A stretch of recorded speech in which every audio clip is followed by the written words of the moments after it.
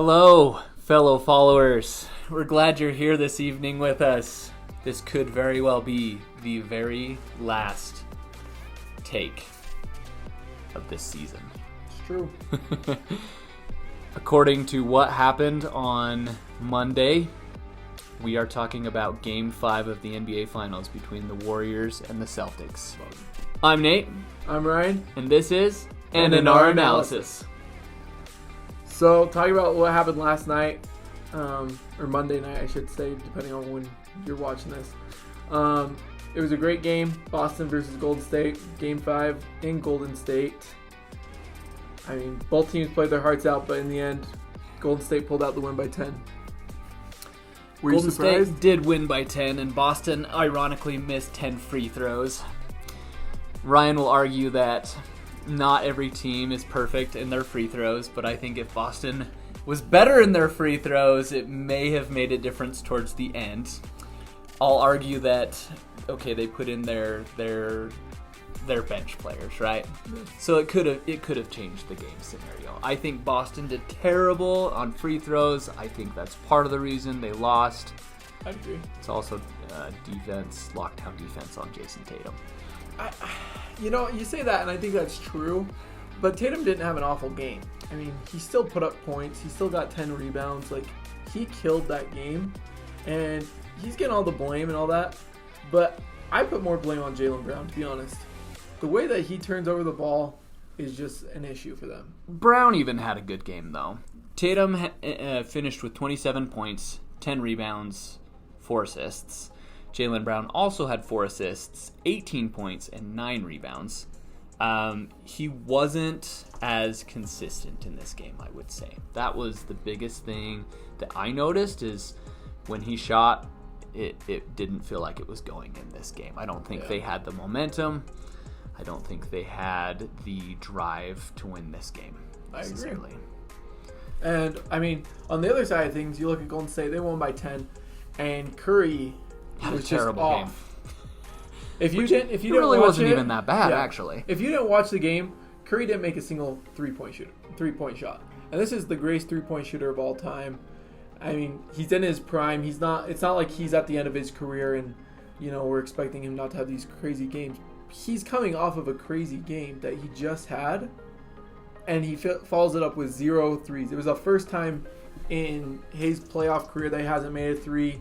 It was the longest record of most games consecutively with a three. He just was off. Yep. And some of them were not even close. Yeah.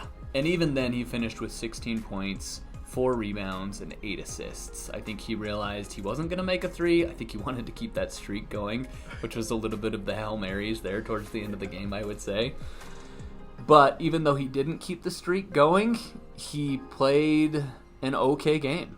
He kept his team there, and I think the biggest concern for Steph Curry right now is if he doesn't kick it up in the next game, Andrew Wiggins could take the Finals MVP from him.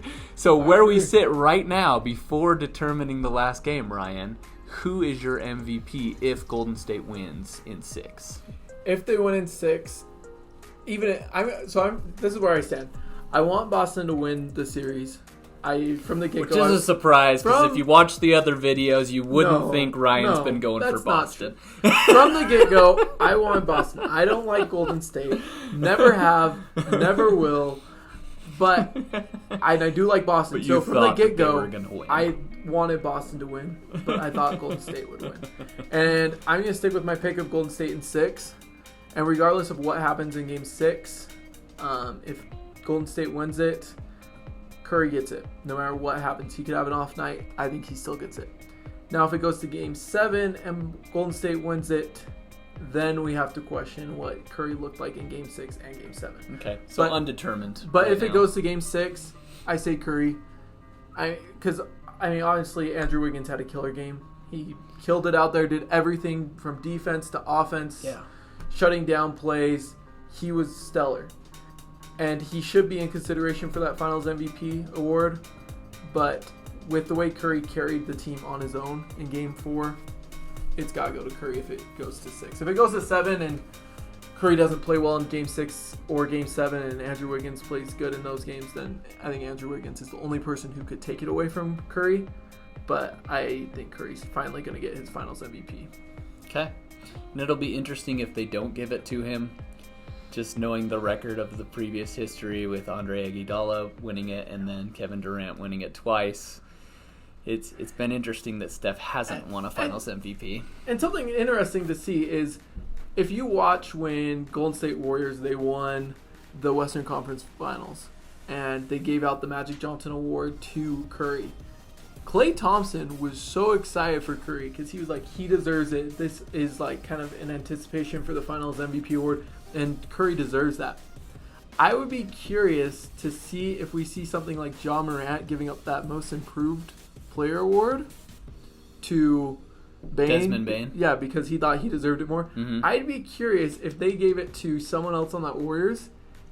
I mean, the Finals MVP. If they give it up to Steph Curry. Yeah, if they give it to Is Curry. that what you're getting at? I'd be interested to see if that would happen. Because I doubt they it. Think they deserve it because I think much. he's going to get it, but it would be interesting. Here's another thing that I just want to throw out right now too is you hear trade talks, and even amongst the Warriors, they're like, okay, we should trade Andrew Wiggins away and continue constructing the team with someone bigger. The Warriors are built right now, man. They're a great team. They run it back. They could win several. Well, that okay. All comes down to money. Yep. All runs on money. Well, that changed that topic quickly. Here's my thing, is I haven't looked at the salaries and everything with Golden State, but I feel like if they had to give up Jordan Poole versus Andrew Wiggins, I know Andrew Wiggins' salary is a lot more than Jordan Poole, but if it came down to that, I'd rather have build the team around Andrew Wiggins and trade Jordan Poole. People and their money, man. They could win multiple championships, but instead they want to provide for their family for hundreds of years, I guess. Nobody could spend that much money. I bet they could, but yeah, you don't need that much money. They have a ton. It's ridiculous. They got more than we can even fathom. So we talked about who I see winning it. I see Golden State winning it regardless. I'm going down with the ship, man. I'm going down with the ship. I want Boston still. Boston in 7. You want Boston? I want Boston. How many Boston jerseys do you own? How many Golden State jerseys do you own? You're killing me, son. You're killing me. Because I'll tell you what, I got 0 Golden State. I got Boston jerseys. I've got 2 Golden State jerseys. I am a Steph Curry fan. I like Golden State. I like both teams. What I don't like is that they've won so many times, and I think it's time for someone else. I always root for the underdog. And that's always bites me in the butt. That's why you're not a LeBron fan. That's why you're not a LeBron fan. That might be part of the reason. I don't know. LeBron's got a lot of things that I don't like about him, but we'll not get into that right now. Let's talk about Boston a little bit. So I like the inexperienced team. I like that they're there. I think they've gotten to the Eastern Conference Finals plenty of times where they've wanted to get there but just haven't gotten over the hump. And maybe this is another building year. Maybe they'll have to run it back one more year and try it again. I feel so bad for Tatum, but I really see him in these last couple of games as being the one that's getting locked down. He hasn't been able to be that playmaker. Boston's barely hanging in there by a thread sometimes. And unless they come out like they did in Game 3, where they were ahead of Golden State, where they held them off, where they basically built up the lead right from the get-go, and they looked sharp and they were on.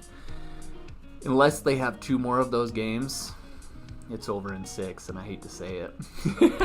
I think Boston's going to come out with a lot of energy in Game 6. And it's in Boston. It is in Boston. It's in Boston. They got I don't think they think it's over. You never can tell, and I think sometimes teams jinx themselves even. Like Steve Kerr said, we're finishing this in Boston. Let me you don't know, man. Yeah. People out there are going, Boston may win. Let me ask you this. With all the injuries that have plagued the teams in the East, I mean, Miami, Boston, we knew that they had injuries. If Boston didn't have those injuries, I mean, it's all hypothetical, but do you think if Marcus Smart had been fully healthy, and he's saying he's fully healthy, but, I think he's fine. But do you think if they didn't have any injuries and they came into this, that it still would be the way it is? I couldn't tell you. The thing about these discussions is it's always hypothetical. Yeah. It could have happened. It couldn't have happened. Who knows? What happens in history is really cemented in history, but you can't say what ifs. I don't believe in that, and I think right now Boston had their chance when they were up 2-1, and then they let Golden State And go up it was in 3-2. Yeah. And now it is a fight to the finish. So Should be exciting. Let's go Boston. Go Boston. I'm sorry I don't have a Boston jersey, but maybe I'll consider getting one. Thanks for joining us this week. We'll see you after Game 7. Hopefully. Peace out. See you guys.